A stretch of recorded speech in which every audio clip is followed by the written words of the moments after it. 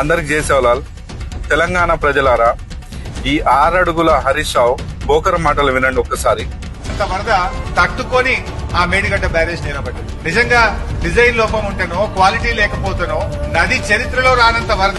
నువ్వు మాట్లాడే మాటలు నిజమైన హరీష్ రావు? తెలంగాణ ప్రజలు ఏమైనా గొర్రెలు అనుకుంటున్నావా? నువ్వు కడుపుకు అన్నం తింటున్నావా, గడ్డి తింటున్నావా? మొన్న పడ్డ వర్షాలకు మీరు కట్టిన బ్రిడ్జిలు ఒక్కటైనా ఆగి ఉన్నాయా? ఒకవేళ గనక మీరు కట్టిన ప్రాజెక్టే కరెక్ట్ అయ్యి ఉంటే కాళేశ్వరం గాని, మేడిగడ్డ గాని ఎందుకు బుంగలు పడ్డాయి? ఎందుకు పిల్లర్లు జారిపోయినాయి, కూలిపోయినాయి?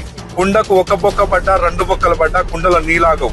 ప్రాజెక్ట్ లో ఒక పిల్లర్ కుంగిపోయినా, 2 పిల్లర్లు కుంగిపోయినా నీలాగవు, సముద్రంలో వృధాగా పోతా ఉన్నాయి. అది మీరు కట్టినమనే గొప్పలు వెప్పుకుంటా ఉన్నారు కదా.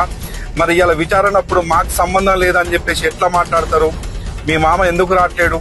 ఎందుకు వెనక పోతా ఉన్నాడు?